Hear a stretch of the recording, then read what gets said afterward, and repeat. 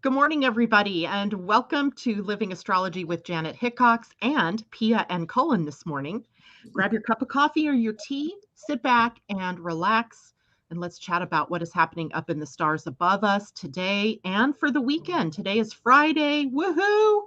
I don't know why I get so excited about Friday. It's like I still get up at 6 a.m. on Saturday and on Sunday because my body's in this regular mode of let's get up and let's go play. But it just feels different on the weekend to get up at 6 o'clock. Like I don't have to do anything. I can do whatever I want, but I still want to be up and at them around my usual time. So it's just more for fun, I guess, that the weekends come up. And of course, today we've had a lunar eclipse, a full moon lunar eclipse. And of course, a lunar eclipse can only happen at a full moon. I mean, the dynamic of that is that both the sun and the moon are in their fullness across from each other, and Earth moving on her axis through the field of the sun and the moon casts her shadow upon the moon. So for a short time, even though it was a long time this time, the moon's more emotional expression is dampened in favor of the sun's more profound expression. So how that relates to all of us in our lives is that we can more easily see and connect to what it is that our path is in front of us. So let me talk about that for a second. So we all have the sun somewhere in our charts. Cullen, I know you're a Capricorn, so the sun for you is in Capricorn. Pia, I don't even know when your birthday is, girl. When is it? December the 6th, 1949. Coming up. Yep. Coming up. So you're a Sagittarian, and this weekend the sun moves into Sag. Yep. I'm Sagittarius with Cancer moon and Cancer rising. No wonder you and I love each other so much. I have a Cancer rising. Yep. A Virgo moon, but Cancer rising and a Cancer Mercury. Huh. Cullen and I have Saturn in Virgo, so we've got some cross similarities there as well. Yes, Saturn in Virgo. And then I was just taking a look at this last night. I'm sorry to digress, but I was looking at progressions, which is an astrological technique that just moves your chart ahead 1 degree for each year of your life. So that would mean that you're looking at the life progression in your chart. So I was looking at mine.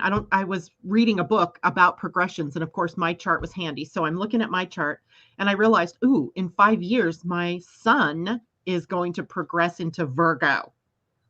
So literally for the next 30 years of my life, after 5 years from now, if I'm living that long, my sun, what I'm really good at or what I'm focused on is all going to be in that Virgo area, which means it's also going to conjunct my natal Pluto and my natal moon. Craziness. Powerful? Maybe. We'll see. Sometimes the predictive astrology gets a little scary because you're going, oh, how's that going to affect me? Eek. Because sometimes those things are, kind of scary to look at. But anyway, we don't know if it's not scary, so that's perfect. If it's not a little bit scary and unfamiliar, we're not getting out of the familiar to grow. So bring it on for all of us. Yeah. It's kind of funny because, of all the signs, to have your progressed sun move into when you're a Gemini is Virgo, because that puts that energy in a square dynamic, a challenging dynamic to the sun in my chart. Although that won't happen until further into the transit. But just the energy itself sets up Virgo, the more analytical information side, and Gemini, the more, curiosity, let's go look at the next new idea kind of sign. So it'll be interesting to see how that plays out in my life. But I was looking at that specifically because when we start to look at eclipses, which we're going to draw it back to the eclipses today, that we can see that the eclipse, based on how long the eclipse is activated, it is going to affect us for a period of time. So most times eclipses happen, and by the time we hit the next eclipse, the effect of that one is sort of relaxed and we go into the new one. But this happened to have been the longest eclipse of the century, of this 21st century. And that means that the impact has far-reaching consequences to us in our lives. Now, it doesn't mean that every day is going to be as intense. Like leading up this week has been intense. I had emotional blow-ups, or breakdowns, breakups, whatever you want to call them. And I had a lot of aha moments and things like that coming through. And I'm sure everybody was having that. But that likely has impact for us going on throughout 2022, just because of the length of time that that particular eclipse was activated. And they called it a partial eclipse, right? A partial eclipse means that the whole of the disk of the moon was not covered by the shadow of the earth, but 97% of it was. So it's still partial, but it doesn't matter even where you live if you didn't get to see it, right? Because it's still activating in the story line of humanity. Does all that make sense? Yeah, absolutely. We're still affected, whether we can see it or not. Energetically, we're obviously still quite affected. Larkma, somebody asked a question on our most recent live call with Larkma about the Pleiadian view on the effects of eclipses. And they said, time to shake things up so you can do things differently. Time to bring things into a focus where you'll have emotional flare-ups, you'll have things that don't work the way they usually do, in order for you to have a chance to do it differently. And isn't that spectacular? Because we are creatures of habit. Yes. And we can get really, and with a lot of the energy right now in signs that like their comfort zones, right? Fixed signs, we call them in astrology. And those fixed signs are Aquarius, Taurus, Scorpio, and I always forget one: Taurus, Aquarius, Scorpio, and Leo. So we have these 4 signs that are activated by planets being in them: Aquarius with Saturn and Jupiter, Taurus with Uranus, and of course the moon during this eclipse, and Scorpio right now where the sun is located, as well as, I believe, isn't it Mercury? Mercury's still there, and Mars is still there. And that happens to be the sign on the horizon in the morning. So it is affecting our viewpoint collectively. Scorpio energy, fixed nature of Scorpio, is about looking at self-mastery, right? So a lot, I think, of the focus for us in these fixed signs is about how our foundations have supported us thus far, but how can we up level, right? I think if we can put it in game words, we could say, how do we up level? How do we move to that next level? And it might mean that we have to release some things. We might have to release some emotions. We might have to release our attachments to things or to the way things are, and release our fears, our shadows, so that we can actually move on. So there's a lot of pretty big energies associated with any eclipse, but this particular eclipse is profound. And as I have been looking at what 2022 is going to be bringing to us, a word keeps coming, 2 words, beating a drum in my head. One is cooperation, and the other one is renaissance. And I keep looking at the year going, where's that word coming up from? Why do I have that word? And it reminds me not so much about like the Renaissance period in our history. So we're not going, to go back to the 1600s where we had, huge leaps in our human awareness or in how we saw the world. But I feel like it's a renaissance of the human ability to take their own power, if that makes sense. To bring back their own power, to see their, I guess in your words, you might say their sovereignty. And that creates a renaissance, which I also equate to an evolutionary moment, an evolutionary leap in all of our consciousness. So Susie Gemini out there says, level up. Yep, exactly. Leveling up. So I feel like this particular eclipse was sort of the opening salvo in all of that. And well, even though, sorry, go ahead. You know, the Venus star moving in her dance through the sky is moving into Libra on October 22nd of 2022. And Libra brings all that peace and beauty, and what could be more aligned with Renaissance than that? October 22nd. 2022. That's Cornelia's birthday. I know. I wonder what that impact has for her meaning for going on. I just think that's wonderful because, I don't know why words have a drumbeat in my head. So I just have to follow. I call it following the threads, right? Where's the thread leading me? And the thread keeps leading me back to humanity, right? And how we are the ones really that are controlling the whole of this picture. We may think we have controllers in the background, the deep state or the dark, whatever. But it's truly us and the choices that we make.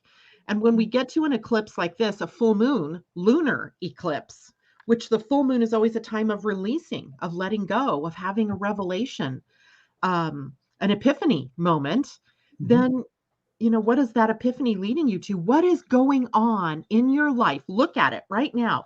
Look at the last week or so and look at today and look at what happens over the next week or two and see where the openings are. Where are you being asked to shake off the old encrusted you in favor of the new? And by the way, we have another eclipse coming right around your birthday, right? I think it's December 4th. 4th, yeah, December 4th. And it'll be at about 5 degrees of Sagittarius. And that is a solar eclipse. So the new beginning really profoundly being able to take shape if we've been willing to release and let go during this period of time. And sometimes I think we don't even have the choice of what we let go of. Sometimes it just happens. I think that's absolutely true.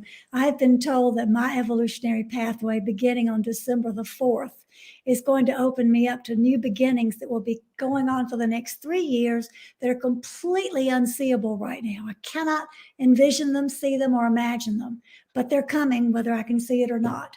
So I think that's true for all of us. I mean, I'm speaking about my own personal astrology, but I think when the solar eclipse comes like that, it gives us an opportunity for all of us to have new beginnings that may last for several years. Yeah, the impact lasts for a long time. So what house is the sun in your astrology chart? It's in the 6th house of service. And work and health and how you share of your gifts and your talents. Yep. And I would say that what you're looking at, what's being told to you is that it's not yet seeable because it's still in the womb, right? It's still in that. I think that is really well said. Yeah. Wonderful. I love that. So, as we are sitting here today, all of you out there listening have this solar eclipse coming up. So you look to where you have Sagittarius in your own natal chart. That's going to tell you where the opening is coming. And Sagittarius in my natal chart, I believe, is in my 6th house. So I have a matching picture sort of there. Well, of course we do, because you have Cancer rising. So our charts line up the same way. They do. Yeah. So I don't even... Huh? Yours is in the 7th house in Venus. That's where his is? Yep. Cullen's is in 7th house in Venus. So it's about relationships for you. It's about partnershiping and, being a partner and attracting a partner. Not that you need another partner, but how does that work in the world? And the reflection of your partnerships and what does that mean for you? So fun stuff there. So we've talked about the eclipse, and this particular eclipse was also, there was a trine to Saturn going on with this one. And was it a trine? It was, yes. And when I think about, or a square to Saturn, excuse me. So when I think about a square to Saturn, I think about the tasks that we have to do, the work, the getting in, get our hands and our feet and our knees into the work that we have to do in order to make the world what it is that we want to see and what it is that we want to live like. So don't underestimate that you all have a job to do in all of this. right? That putting ourselves into the picture, putting ourselves into it, and don't be the passive participant, because you are actually you're meant to be an active participant. So what do you want, how do you want to actively participate in the creation of a more cooperative Renaissance type of world? That's kind of how we can look at this going forward. Now, I want to talk about for a minute, I want to turn it over to you, and I want you to talk about what the impact is of the day in the Pleiadian-Earth calendar on the eclipse. So it looks like it's 9-seeing. Well, first of all, we're in remembering energy for the whole period. And remembering energy is about increased sensitivity and compassion, and being able to remember that we have to be true to our hearts in order to have that increased compassion and sensitivity. And I can tell you, Cullen and I are sensitive by nature and always have been. But during the last week before this eclipse, we've had all kinds of sensitivities that have been upgamed, to use your terminology, quite a bit. Level up. The period we're in is calling us back to our true nature, is calling us to our wildness and asking us to break away from the rules of society. That's what's up for us in this whole 2-week period. Now, today particularly, it's a 9, which is an energy of universal energy of harmony. And the earth energy is seeing, which is all about looking at the details of things, but not forgetting the big picture. We need to look at the whole big picture, but we're being called to examine the details to do it. So that means while we're in this eclipse thing where we may be feeling emotional stuff come up, don't get bogged down in the details, but don't ignore them either. We need to really look at them and see what's there. And then we can get a larger version of the whole picture. Absolutely.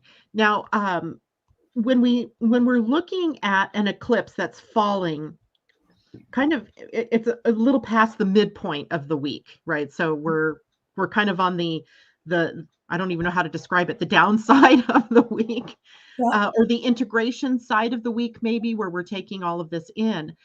How does that affect where we go next? So the next week begins at 1 enlightening.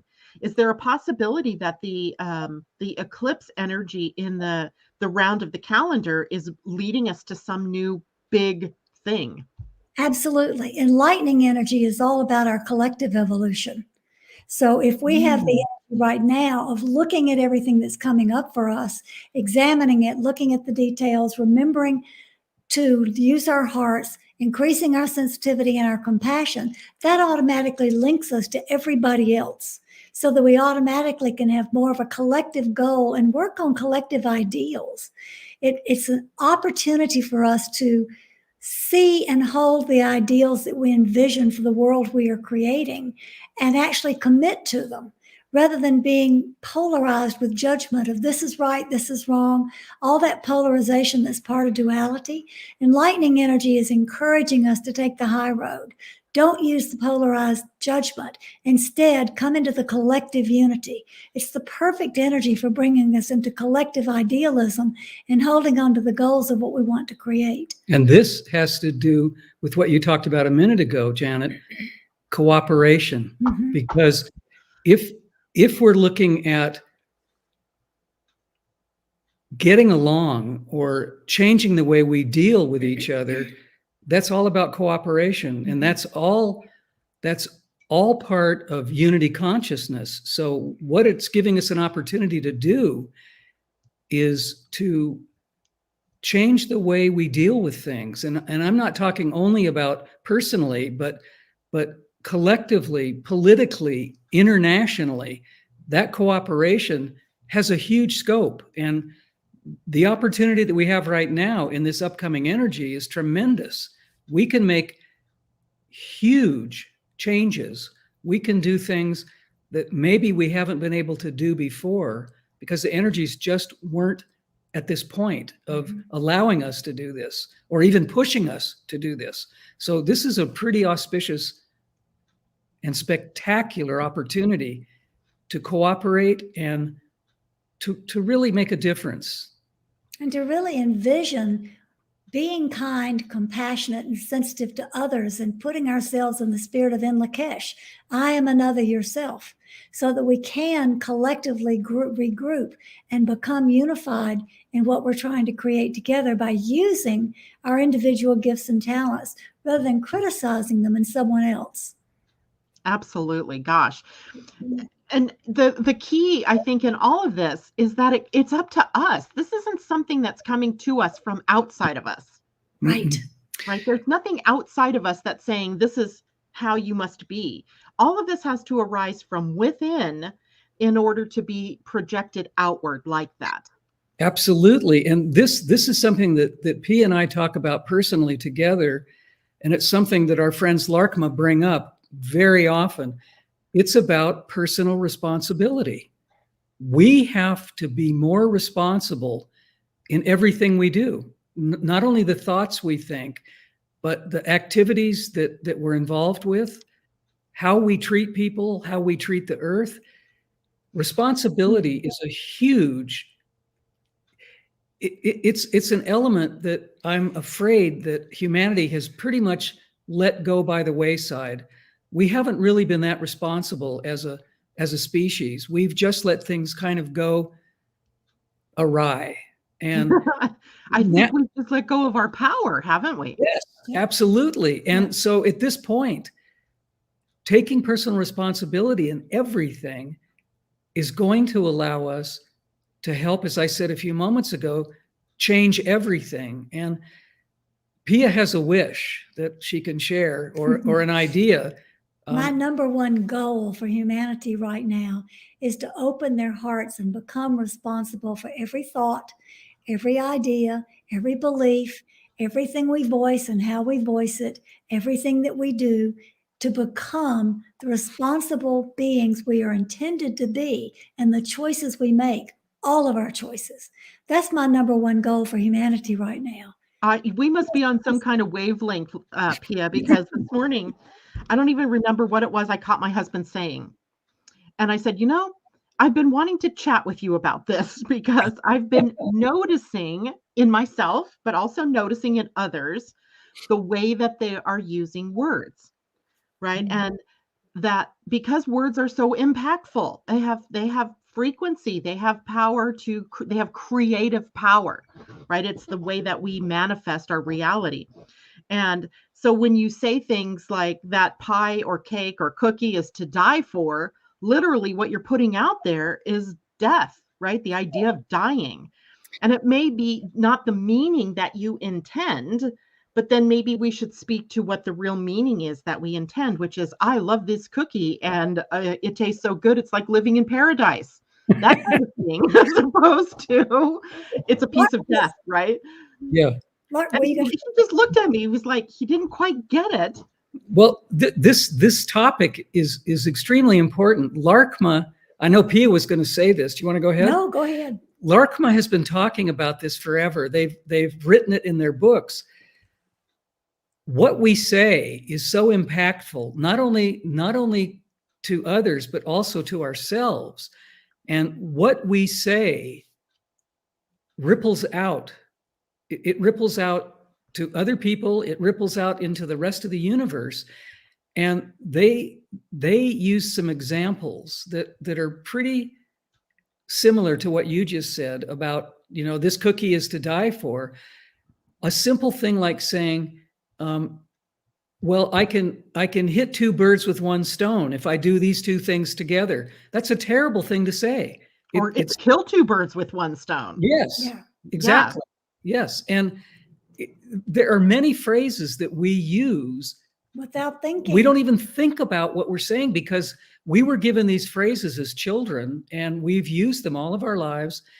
And it's high time that we watch how we speak, because the negativity that comes from these pat phrases is remarkably impactful, and we don't realize it. So you're bringing this up is really important, Janet, because Larkma says often we speak each other into being. And if we say things that are not kind, if we say things that are derogatory, it really hurts people. It It really lowers the vibration of the other person because it's a verbal attack, even though we might not mean to be attacking them. We might be just trying to tell them the truth.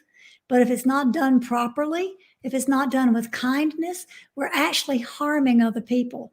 And the other principle that Lartma uses besides in Lakesh every day is ahimsa, do no harm. Yes. And when they're telling us about speaking each other into being, they want us to do no harm to ourselves or anybody else. And the words we choose and how we choose to express them is a very big part of that.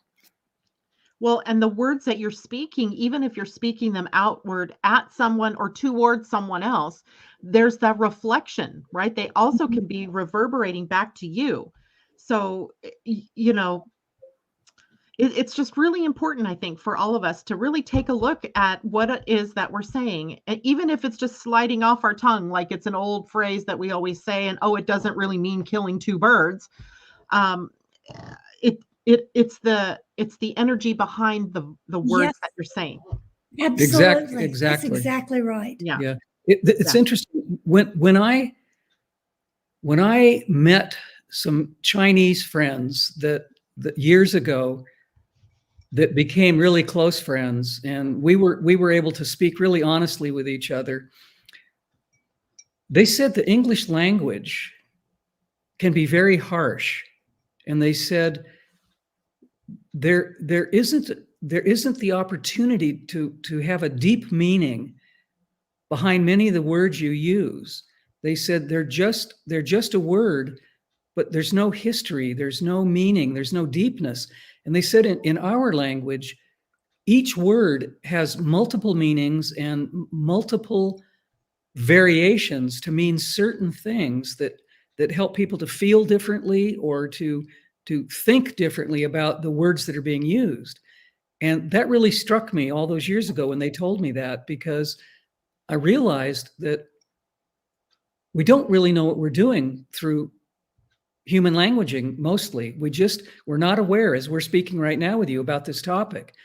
And it would make a complete difference in the world if everything that came out of our mouths was compassionate, patient, Yeah. and gentle and kind. It would make a complete difference in the way people communicate and the way people understand each other in a much deeper way. Yeah. And it's tough sometimes. I mean, I was just watching some of the chat that's going on here, and one of our listeners was talking about how she has a daughter who's being bullied, and that makes it difficult, right? So you have, I don't know how old she is. I'm scrolling back, looking here. She says, how do you work on compassion when your child is getting bullied and you just find out seeing her having bruises? And, you know, that's a good question, because the world presents us all the time with the exact opposite of what it is that we're just sitting here talking about, right? So we get presented with things that are not compassionate, not loving, not kind. And how do we teach, in her case, her daughter, to respond to that? I think we have to begin by calming down our own emotions, because whenever our child is hurt, we automatically go into mother bear mode and get angry. Of course, that's obvious.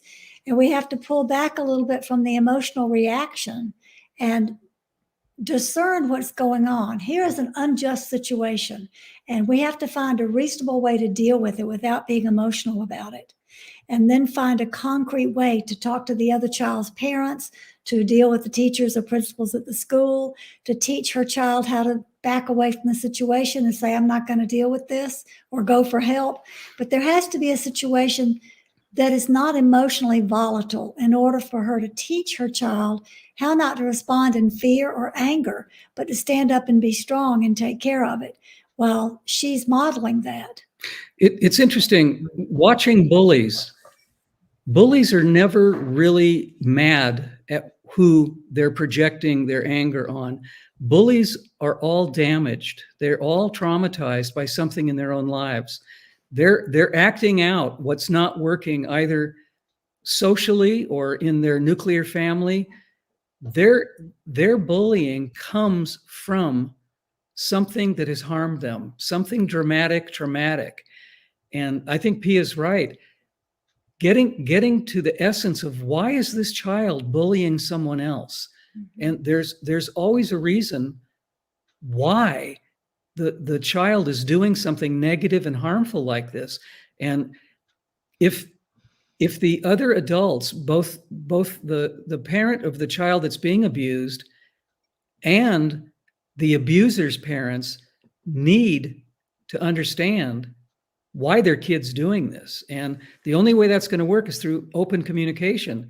People have to stand up and say, look, there's something going on here. It's not what it looks like. There's something behind these activities, these actions. And we need to discuss and reveal why this is happening. And that's the point of compassion. Maybe the child that's bullying her child has a drunk or an abusive parent that needs to be exposed. There's always a reason for what's going on. And to uncover the truth of what's happening in a compassionate way is the highest good for everybody involved. Yeah. Yeah. Great words, because, you know, it's not an unusual thing to have happen anymore, to have a child being bullied in school or, you know, in the workplace. I mean, it shows up in many different places in different ways in relationships. So it's a good reminder that we are always the responsible party. There's not to put victim energy into it.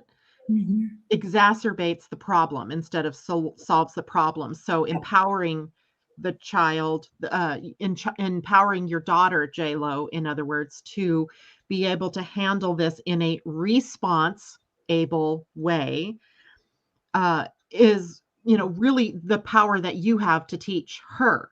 And for her to have the power to overcome this challenge. It doesn't mean that the other person is going to stop bullying her. I mean, you have to take all the steps that Pia was talking about. And I just love this community because they're all supporting one another, giving her different ideas about how, you know, what she can do and who to go to and what have you. But primarily, when we look at it as a learning opportunity, like what part of me is in resonance with this? I see this all the time, by the way, when my grandchildren, my grandsons play football. And it's always so surprising to me because my daughters are like on the football board, the parents' board. And these parents are always playing out their own childhood issues in the midst of this board, or, you know, and how they interact with one another. And it cracks me up, right? These are kids that are supposed to be playing a game, right? They're playing a game. They're learning skills. They're learning how to cooperate as a team. They're learning, you know, how to get along. And then here's these parents behind the scene that are always fighting, that they're always, you know. We see this all the time. And these unresolved issues with these parents of, you know, maybe they wanted to be an athletic star, but they didn't have the capability to do it. So they want their children to do it so they can live through their children. And it's amazing. It's really about not being aware of why we do what we do. And that's a perfect example, Janet, of that kind of activity and that kind of syndrome. Yeah. And I mean, and there are deeper roots. I mean, you know, who knows what this other child is going through or has been through that created the atmosphere where he or she could become a bully. I mean, it might trace back to parents and how, you know, that person has been abused. But if we don't take the steps to stop it by being more compassionate and being in our own power, then we are going to just keep repeating ad nauseum this energy of bullies, whether it's on the playground or it's in the boardroom or it's in a government or it's between nations. So there's a lot of work that we have to do, and it starts at the ground level with me, right? Bringing it into me. Every place it can start. And it's all about open communication. Instead of reacting, when Pia suggested that parents often react emotionally because they want to be so protective of their children, which is a perfect response in a way. However, it's their job. It is. It is. It's a protective mechanism. However, trying to change that overreactivity to responding, which I know can be difficult, but that is the trick, is to be able to translate that into, oh, there is something wrong. Let's investigate why this is happening. And that's what you just said, Janet. Go to the basic foundation of what's going on. And open communication is the best way to begin that kind of healing. Yes.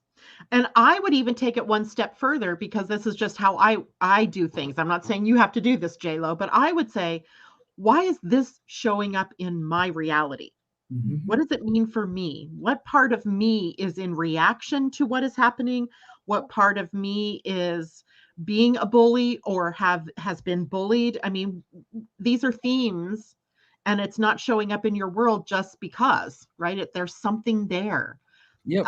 For you to learn about yourself, or your own reactions, or your own judgments, or your own experiences that have not yet been healed. So I think of it as an opportunity. And while I don't love the idea of a child being bullied, I think it gives us all an opportunity to look at, now why is that showing up? What part of me is still in resonance with that energy? Absolutely. And or in judgment of it, one or the other. Every challenge does have a gift. There is always a gift in things that we don't like, or that we don't think are fair, we think are unjust. There's always a gift somewhere in it. And it's interesting that children often are the vehicle for parents to see things that, as you just said, might not see it on their own. And a beautiful example of that, and it's not a nice example, but a beautiful example is a child who has cancer, who is terribly ill, often is the bringer of compassion or deepness or understanding in a family, or acceptance. It seems like a terrible, terrible situation when a small being, we think helpless being, contracts cancer, but that child may have made an agreement before coming in to be the vehicle to help either a parent, both parents, the family, the grandparents, to see things in their lives differently than they might have if that wasn't occurring. And bullying could be in the same realm as that kind of example. Yeah, especially because now what I'm seeing her say is that she's a special needs child, which means that there's a level of protection that she needs more so maybe than somebody without special needs. So if that's the case, then I think it is incumbent upon the adults in that realm to afford her that protection. Absolutely. And that's an extra piece in this story. Actually, the bully probably sees vulnerability in this child because of being a special needs person. That can trigger something in the bully around vulnerability, and that could be the causation of the actual problem. But there's also an answer for the parent in that too. One of the questions was, how can I teach my child to handle this? And if she's a special needs child, more than any other child, she would need to be guaranteed that this is not her fault, that this is not happening because there's something wrong with her. Right. Yeah. So lots of good things for us to be working with here today. And interesting, J-Lo, because this showed up in the lens of the eclipse, right? So what does all that mean for you? And I mean, I don't pretend to know what that actually means or how that's actually going to play out, but there's huge opportunities here for becoming empowered, and for a teaching moment or for an empowerment moment. And that's how I would look at this, while still seeking peaceful solutions to the problem. Yes. Yep. Yeah. So I had a thought. I didn't know what we were going to talk about today, but I assumed it would be somewhat around eclipses. And I've been thinking about eclipses lately, obviously, and eclipses have always affected people. There's no doubt that eclipses are powerful, but it occurs to me that in the extremely chaotic environment that we humans are living in at this time on Earth, this is the strangest, most challenging, most affected time I think humanity has ever lived through. And I think the effect of eclipses is potentially much stronger. I think we have the opportunity, differently than ever before in our lives, and maybe many generations of lives, to go deeper and to do what we've been talking about today, really looking at who we are, looking at our belief systems, looking at our challenges, looking at our traumatic experiences, our shadows, everything. But I think right now, the ability to use an eclipse energy is much more powerful than it's ever been ever in human history. And I think that in itself is a gift, because we really need to do some work. We really need to look at our own personalities, our own foundations more than ever, because we've got to change things. We're the only ones that could do it. we have to fix what's going on. And I think the enormity of the power of the eclipses is giving us a jump start right now, differently than ever before. Well, and the power in this particular set of eclipses, it's the first in a series that is beginning across Taurus and Scorpio. So we're not quite finished with the Gemini Sagittarius ones. We still have that one coming, next month.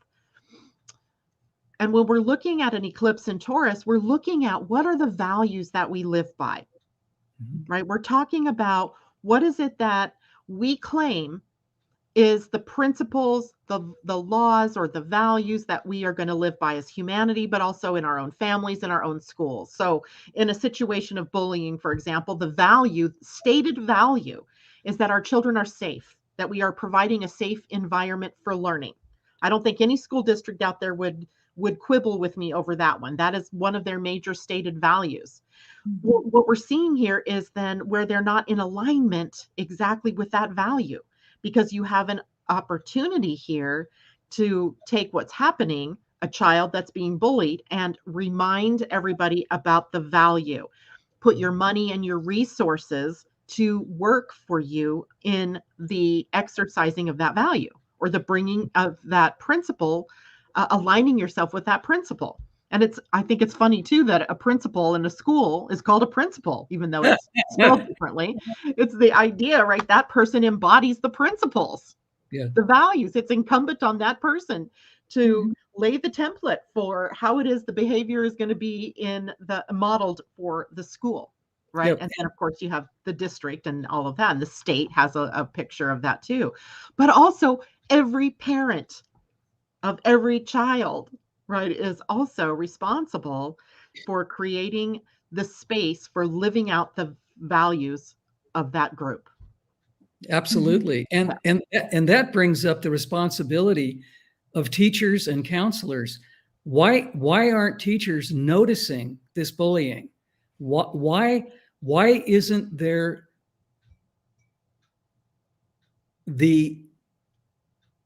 I don't know how to say this without sounding judgmental, but where's their responsibility? Where's the responsibility, as you just said, Janet, in the school? Yeah. Why, if there are bruises, actually, why isn't there a responsible person in any given school to notice? This can't be completely done in the dark. I mean, somebody has to notice this. Another child telling a teacher or a counselor. I think that there's a lack of responsibility in the school itself by not noticing what is actually happening right under their noses. And I think that is a personal responsibility problem, full-faced. And I think possibly too, the schools are probably overwhelmed with, having had COVID, and how do you, fully staff and special needs children's. I think sometimes they get kind of brushed aside, and they throw some resources at them, but not really fully fund the ideals of educating all children. And so I think maybe that's a place that you have to start, is that it's real easy to maybe miss things when there aren't enough employees or enough aides or people who are really engaged in making sure that the values are upheld. Yep. So again, we're doing everything we can right now, but we have to ask ourselves the question, what more can we do? Right? What more can we be? And that's where that up leveling comes in, right? That's the whole up level. They're asking a couple of questions out here, and I don't want you guys to think we're ignoring you, because I'm watching it rolling on by. But somebody asked an astrology question about their own natal. How do they find out if they were born on an eclipse? Well, essentially, there's a couple of answers to that question. I think it was Christine that asked that question. One is, look at where the moon and the sun were when you were born in relationship to one another. And you might need an astrologer to help you with that. And also look at where were the nodes, the north node or the south node, in relationship to the moon or the sun. The closer the relationship, the more likely you were born on or near an eclipse. And that's one way. That's kind of more looking at the chart and going, oh, well, my sun is in Gemini, my moon is in Virgo, and the north node was in between. There's no way I was born on an eclipse. It just can't happen. That's not how eclipses happen. So I know that I'm not. But every one of you, everyone was born or was in the womb while your parent, your mother, was experiencing an eclipse, both a solar and a lunar eclipse. And we can chart that in an astrology chart. We can note where that was, so we can see what the impact of that eclipse might have been on you as a developing being, via the experience your parents might have had about whatever was that was, presented to them as an opportunity or as a challenge in your pre-birth time. So there's always a prenatal lunar, and which is showing you what it is that you are here to learn, like your biggest lessons that you're here to learn, and a prenatal solar eclipse, which is going to show you the things that you're here to teach others. And of course, we always are presented with these challenges, but you get to choose how it is you're going to learn and how it is you're going to teach, right? Are you going to teach by the positive example of how to be, or are you going to teach by how not to be? Are you going to learn it with openness and wonder, or are you going to backpedal as far away from learning the lessons as you possibly can? And it all depends on, the other factors in the chart too. But that helps to answer your question about that, I hope, Christine. So anyway, I have another question for you two. And this goes a little further into the day of the calendar. So 9 seeing energy, but it also is in the West. How does that play into the fact that this is an eclipse? What does it mean to be in the West? And then tomorrow we move on to the South, and Sunday we move on into the East, and all of that. How does that play in? That has to do more with your personal relationship with the energy that is present on any given day. So Okay. you need to know what direction your earth energy is in order to know whether this is a day that is compatible for you or a day that's going to be more challenging for you. So if you're born in a Western energy, and you are, yes. I was to remembering. If you're born in a Western energy and it's a Western day, that day feels empowering for you. That's a day to take on tasks that are important, to make big decisions. If you're born in a Western energy and it's an Eastern day, that's the day to prepare yourself for challenges, because that's the opposite direction to you. And that's going to encourage you to face those challenges with all your strengths and grow from them. So it really depends on what your own personal direction is. Someone who's born in the North would be more challenged on days that are in the South. And that's just the way it works. Okay, so the West, when I think of the West, I'm thinking of that's the place of the setting sun, right? So it's maybe something that's either maybe coming into fruition or something the day is done kind of thing. Or it is something maybe I don't see clearly in the twilight. Does that affect the West at all? But with the Pleiadian-Earth energy astrology, remember the setting sun is when the new energies come in. That's true. So I don't think it can be looked at through the Gregorian sense of the setting sun and now we move into darkness, because the sun changes the energy. The energy changes at sunset. So we're moving right now. You are at a Western energy right now because it's 8 a little after almost 9 o'clock in the morning for you.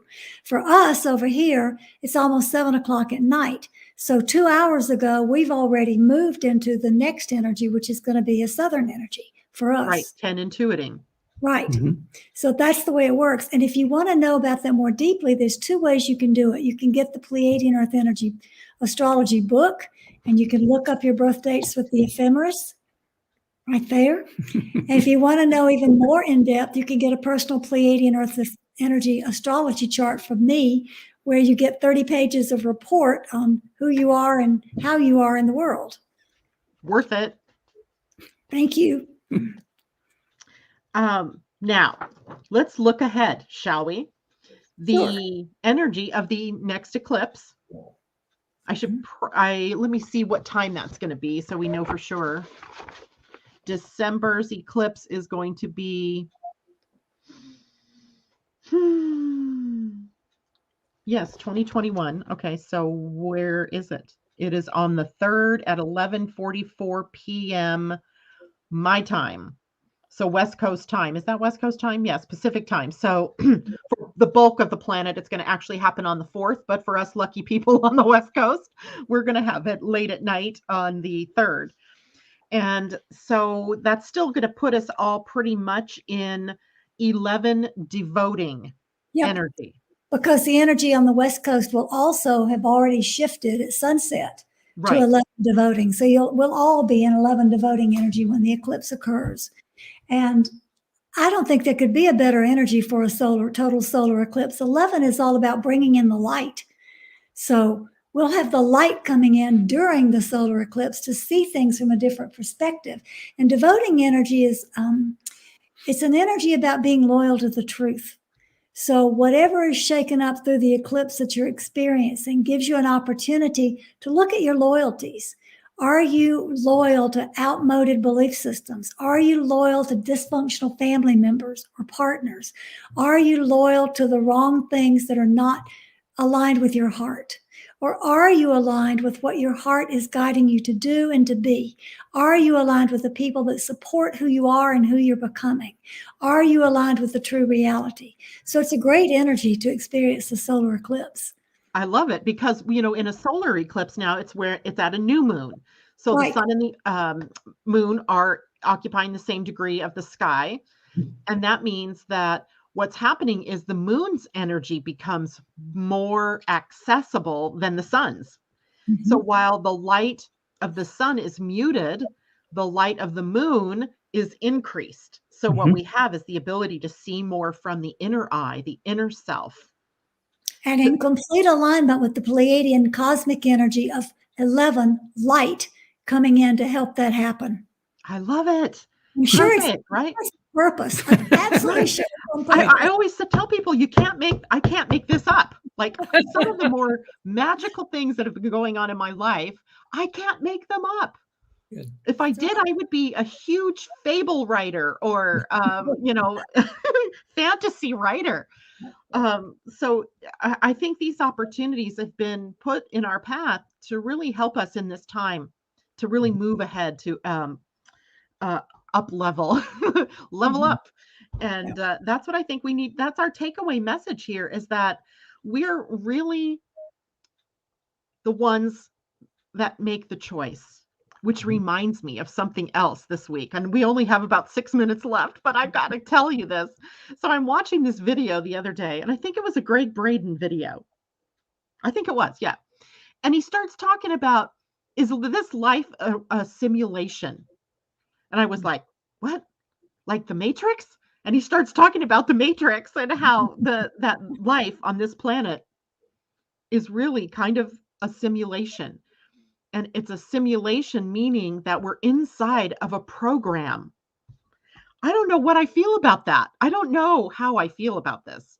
What do you guys think? I mean, do you get what he's saying about that? do get what he's saying, but I don't agree with him, because to me, that's a mental construct. And everything in the universe is guiding us to live by the heart's perspective, not the mind. I think he brought in the heart, though, and the heart energy. So I think I need to re-listen to it, because it just caught me off guard. I mean, I didn't expect anything like that. But what it did make me think about, and here's where I got really excited, is that, okay, that means that I have choice, really do have choice. I mean, we can talk about it all the time. Oh, yeah, we have choice, we have choice. But I am choosing then, if this is like a program that is running, the divine matrix program, then at any moment I'm choosing what I'm going to do, who I'm going to be, how I'm going to react or respond, what I want. It puts squarely on my own shoulders the responsibility for what's appearing in my life. I like that, Janet. I can completely wholeheartedly agree with that. So from that perspective, we're in harmony. We're always in harmony anyway. That's true. It's one of those concepts that seems scary, because it can make us feel like, well, this isn't real. What this is a projected program. Are we holographic? Are we not really flesh and bones? It's one of those things that rocks people's reality of, who are we really? What are we doing here? It's a little bit like when someone like Larkma or other interstellar beings say, well, you're all from the stars. A lot of people say, I don't want that. I don't believe that.